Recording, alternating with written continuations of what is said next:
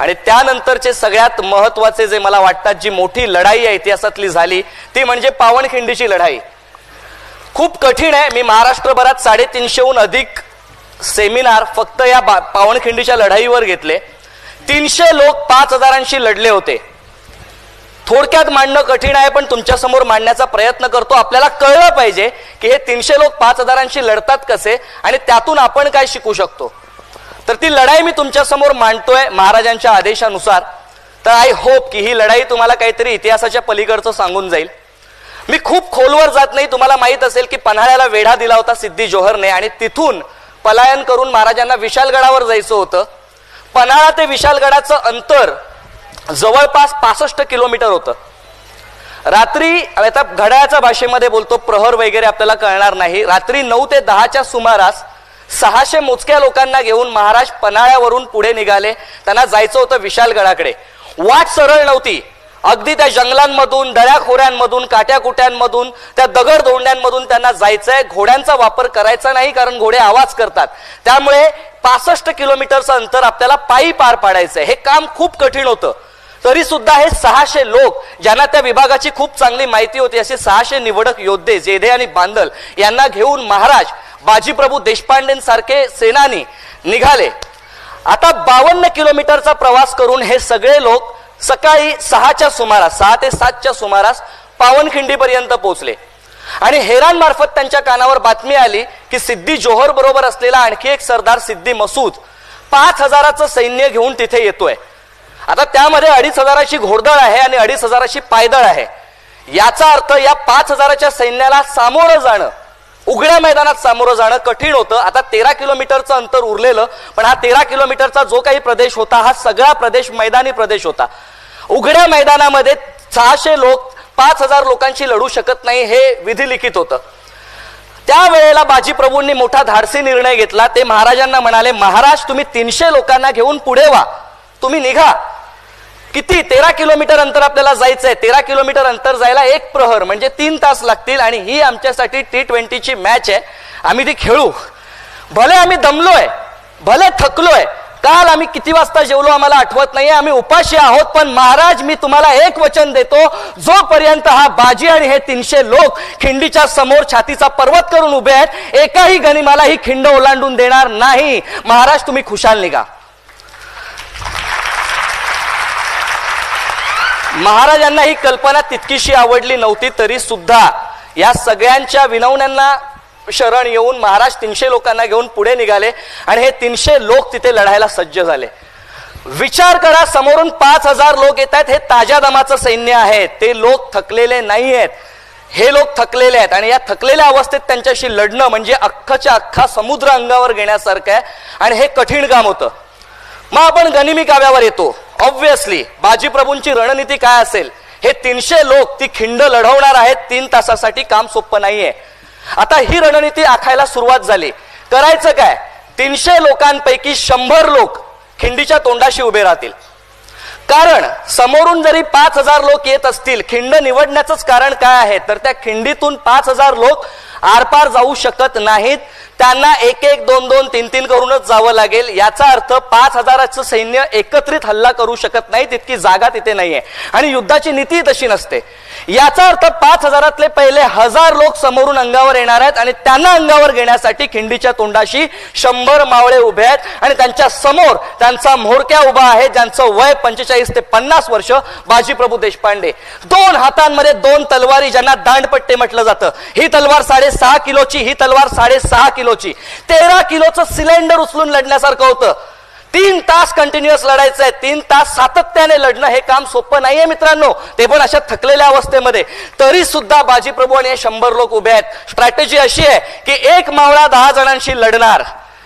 1 मावळा 10 जणांशी लढतोय तर एक प्रश्न मनामध्ये नेहमी डोकावायचा की जर तो मावळा 10 जणांशी लढतोय, तो कोसळला तर बाजूच्यावर किती जणांची जबाबदारी येईल? 20 जणांची. आणि 20 जणांना अंगावर घेणं हे या भूतकाळात, वर्तमान काळात आणि भविष्यात फक्त एकाच व्यक्तीला शक्य आहे आणि तो व्यक्ती म्हणजे आपला रजनीकांत. ऑब्व्हियसली सामान्य माणसाला ते शक्य नाहीये. पण हा एक मावळा जो 10 जणांशी लढतोय तो खाली कोसळला तर बाजूच्यावर 20 जणांची जबाबदारी येणार होती. त्याची काय स्ट्रॅटेजी असेल? तर गनिमी काव्यानुसार समोरचे जे 100 लोक उभे आहेत त्यांच्या मागे 30 ते 35 जणांची एक बॅकअप फळी उभी असणार. जर समोरचा एखादा मावळा लढता लढता कोसळला तर पाठी उभ्या असलेल्या मावळ्यांपैकी एक येणार, त्या मावळ्याला बाजूला करणार, त्याची जागा दुसरा घेणार आणि लढत राहणार. तोपर्यंत लढत राहणार जोपर्यंत तोफेचा आवाज येत नाही. कारण वचन दिलंय महाराज, जोपर्यंत तोफेचा आवाज येत नाही यमाला सुद्धा मला नेण्याची परवानगी नाहीये. आणि मग ती लढाई सुरू झाली. सकाळी 9ला सुरू झालेली लढाई, अंदाज आपल्याला असा असतो की 3 तासामध्ये म्हणजे एका प्रहरामध्ये म्हणजेच 12 वाजता महाराज विशालगडावर पोहोचायला हवे होते. पण महाराज काही विशालगडावर पोहोचले नाहीत, तोफेचा आवाज आला नाही, लढाई लांबू लागली. महाराज न पोहोचण्याचं कारण काय होतं तर विशालगडावर आधीच एक वेढा पडलेला होता. जसवंत दळवी आणि सूर्यराव नावाच्या सरदारांनी तिथे वेढा घातला होता. याचा अर्थ विशालगडावर जायचं तर हा वेढा फोडला पाहिजे. आणि आता हे 300 लोक जे महाराजांबरोबर गेलेत ते 65 किलोमीटर चालून गेलेले आहेत, ते आणखी थकलेत. आता हा वेढा फोडणं किती वेळ लागतोय माहित नाहीये, 4 तास लागतील, 5 तास लागतील. याचा अर्थ पावनखिंडीतली लढाई जी 3 तास होणार होती ती 9 ते 10 तासांवर लांबली होती. 9 ते 10 तास इतक्या लोकांशी लढणं काम सोपं नाहीये. बरं, समोर 100 लोक उभे आहेत, समोरून 1000 येत आहेत. ते 1000 दमले तर त्यांच्या जागी दुसरे 1000 येतील, ते दमले तर तिसरी 1000ची फळी येईल. पण या 100 लोकांना पर्याय नाहीये, त्यांना लढायचंय. आता या परिस्थितीमध्ये जर त्या 100 जणांना कुणी ओव्हरटेक केला आणि आतमध्ये शिरायला लागले खिंडीमध्ये तर काय स्ट्रॅटेजी असेल? तर खिंडीच्या आत 5-5 लोकांच्या आणखी तुकड्या उभ्या केलेल्या आहेत. जर कोणी चुकून खिंडीमध्ये शिरलं तर त्यांना यांना ओलांडून जावं लागेल. आणि या 5-5 लोकांच्या ज्या तुकड्या उभ्या आहेत त्यांना सपोर्ट करण्यासाठी, त्यांना सपोर्ट पुरवण्यासाठी, सहाय्य पुरवण्यासाठी त्या खिंडीच्या टोकावर वर कडेला दोन्ही बाजूला 2 तुकड्या उभ्या आहेत जे वरून दगड धोंडे भाले मारून त्यांना सपोर्ट करणार. आणि यदा कदाचित या सगळ्यांना ओलांडून जर कोणी आरपार गेलं तर खिंडीच्या पाठीमागे आणखी 50 ते 60 लोक उभे आहेत. याला म्हणतात चक्रव्यूह. हा चक्रव्यूह तोडून जाणं त्या 5000 काय 10,000 लोकांना पण शक्य होणार नव्हतं त्या जागेमुळे आणि या लोकांच्या स्ट्रॅटेजीजमुळे. आणि मग युद्ध सुरू झालं. सकाळी 9ला सुरू झालेलं युद्ध 1 वाजतोय 1:30 वाजतोय म्हणजे 1.5 प्रहर झाला तरी युद्ध थांबत नाहीये. सिद्दी मसूद वैतागला, अरे यांना थांबवायचं कसं?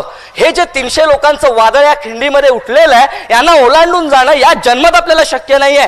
काय करावं तो खूप विचार करत होता. आणि त्याच्या लक्षात आलं की या सगळ्यांचा म्होरक्या म्हणजे लीडर बाजी प्रभू आहे. 2 दांडपट्टे घेऊन तो लढतोय. जर याला आपण मारलं तर बाकीचे लोक आपोआपच पळ काढतील अशी त्याची समजूत होती. म्हणून त्याने शक्कल लढवून एक बंदूकधारी बोलवला. आता हा बंदूकधारी त्याने एका बाजूच्या टेकडीवर उभा केला. त्यावेळेला बंदुका होत्या, इंग्रज होते तर बंदुका होत्या. बऱ्याच जणांना हा प्रश्न पडतो बंदूक कुठून आली? ऑब्व्हियसली AK-47 नव्हत्या. तर तो बंदूकधारी आला, बाजूच्या टेकडीवरून त्याने नेम धरत होता. तो म्हणत होता सिद्दी मसूद वो बाजी प्रभू को खत्म कर, वो खत्म तो लढाई खत्म. आता तो बंदूकधारी त्या टेकडीवरून बघतोय वेड्यासारखा त्या 300 लोकांना लढताना. तो सिद्दी मसूद त्याला विचारतो रे हुआ क्या, खत्म कर बाजी प्रभू को. तर तो बंदूकधारी त्याला म्हणतोय अरे मैं उसको मारूंगा लेकिन पहले मुझे ये तो बताओ कि इसमें बाजी प्रभू है कौन. अरे सगळेच बाजी प्रभू वाटतायत, सगळेच एखाद्या लीडर सारखे लढतायत, नेत्यासारखे लढतायत, यामध्ये बाजी प्रभू कोण आहे? आणि मग त्याने जे वर्णन केलंय बाजी प्रभूंचं लक्षात ठेवा. हे वर्णन त्या इतिहासाला दर्शवते त्या लढाईमध्ये काय झालं असेल. त्याने काय वर्णन केलं असेल? जो सबसे ज्यादा लाल हुआ है ना वो बाजी है. जो सगळ्यात जास्त लाल झालाय तो बाजी आहे. त्याच्या डोक्यापासून पायापर्यंत जखम व्हायला जागा उरलेली नाहीये. जो रक्तबंबाळ झालाय तो बाजी आहे, त्याला मार. आता त्याने बघितलं त्यांच्यामध्ये एक माणूस दांडपट्टे घेऊन लढतोय जो लाल बुंद झालेला आहे, रक्ताच्या थारोळ्यामध्ये आहे तरी लढतोय. त्याने अचूक त्याला हेरलं, नेम धरला. ती गोळी त्यांच्या बाजीप्रभूंच्या छातीमध्ये शिरली. बाजीप्रभू एका क्षणात खाली कोसळले. ते खाली कोसळले, डोळ्यासमोर अंधार आला. त्यांना कळलं की हा मृत्यू आहे.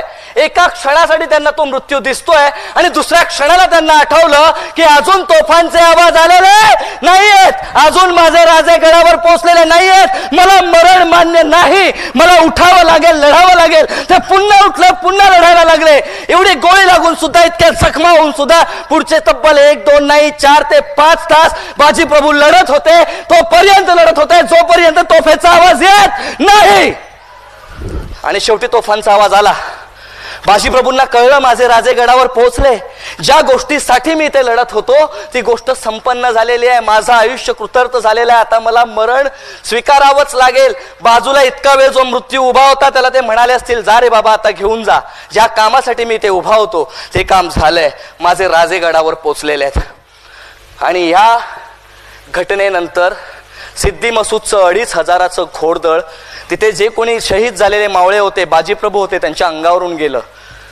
जेव्हा बाजीप्रभूंना घेण्यासाठी हे लोक आले, बाजीप्रभूंचं शरीर अखंड सापडलंच नाही, तुकडे झाले होते शरीराचे. काय म्हणायचं या वेडेपणाला, काय म्हणायचं या वेडेपणाला. आणि माणूस करूच कसं शकतो असं? सकाळी 9ला सुरू झालेलं युद्ध संध्याकाळी 6 पर्यंत चालतं आणि हे लोक लढत राहतात, कसं शक्य आहे? तर बॉस, मी विचार केला आणि मला एक गोष्ट जाणवली. आपण नेहमी जे ध्येय ठेवतो ना त्याच्या समोर असलेली कामगिरी आपली नेहमी कमी पडते. मी म्हणतो मी खूप केलं, पण जेव्हा जेव्हा मी म्हणतो मी खूप केलं तेव्हा बाजीप्रभूंना आठवा आणि आपल्याला कळेल आपण काहीच नाही केलं आपल्या आयुष्यामध्ये.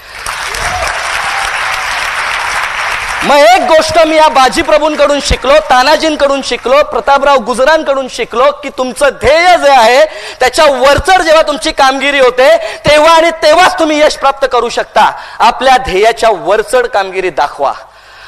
बरं, हे उपाशी होते, थकलेले होते, यांच्याकडे शस्त्र नव्हती समोरच्या इतकी, तरी सुद्धा ते लढले. त्यातून मी एक गोष्ट शिकलो आणि जी आपण सगळ्यांनी शिकावी की आपल्याकडे काय नाहीये याकडे लक्ष देऊन रडण्यापेक्षा जे आहे त्याचा उत्कृष्ट वापर करा आणि यश खेचून आणा.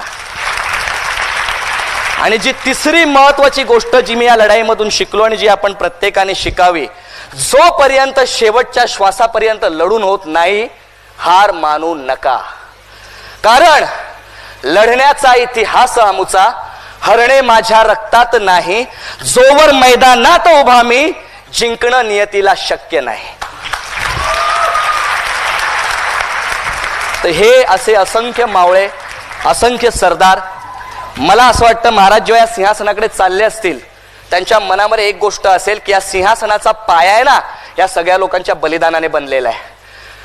आणि जेव्हा ही परिस्थिती उद्भवली, आता राज्याभिषेक पार पडणार आहे, सगळ्यात मोठा शत्रू शिवाजी महाराजांचा होता औरंगजेब.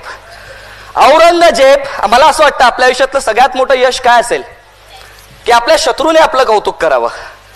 तर जेव्हा त्याला कळलं की शिवाजी महाराजांचा राज्याभिषेक होतोय म्हणजे आता शिवाजी सम्राट होणार, तेव्हा त्याच्या अंगाचा तिळपापड झाला. कारण मी ज्याला पहाड का चुहा म्हणायचो, आज त्याने माझ्या सिंहासनाचे खिळे सैल करून टाकलेत, माझं सिंहासन खिळखिळ करून सोडलंय. हा औरंगजेब आपल्या शहजाद्याला आणि आपल्या सगळ्या सरदारांना सांगतोय शिवाजी काय आहे ते मी बोलणार आहे आणि मग इथे शिवाजी महाराजांचा राज्याभिषेक पार पडणार आहे. औरंगजेब काय सांगतोय बघा, शत्रू महाराजांचं हे कौतुक करतोय म्हणजे आपण कुठल्या मातीत जन्म घेतलाय बॉस. तर औरंगजेब शिवाजी महाराजांबद्दल काय बोलतोय, यह सब फिजूल है शहजादे, चंगेज और तैमूर के खून ने कभी शिकस्त नहीं देखी, मगर आज तंजौर से लेके कंधार तक सारे हिंदुस्तान को मुगलिया सल्तनत में शामिल करने का ख्वाब देखने वाली ये महाबू दौलत आज ये क्या देख रही है? शिवाजी हमारे नजरों के सामने हमारे सल्तनत की तामीर कर चुका है, हमारे लाखों के फौजों के सूबेदारों को शिकस्त देके उधेड़ के रख दिया है उसने.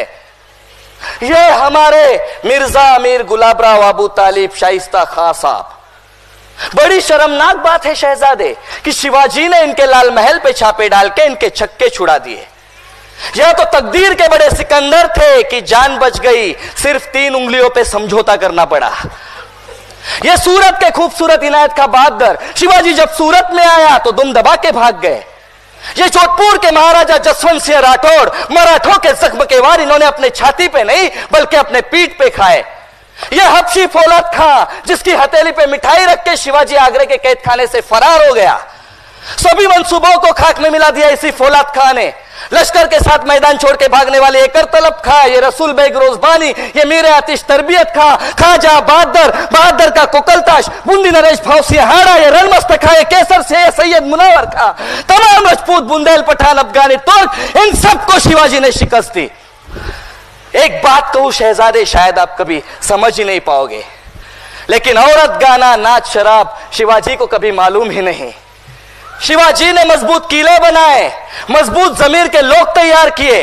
हिंदुस्तान की हर एक चीज हम खरीद सकते हैं, लेकिन मराठों ने कभी अपने आप को बिकने नहीं दिया. हमने लाखों की जहांगीरों की लालच दिखाई, लेकिन जाबाज मराठों ने उस पर थूक दिया। मराठे रुकते नहीं, थकते नहीं, मराठे झुकते नहीं, मराठे बिकते नहीं।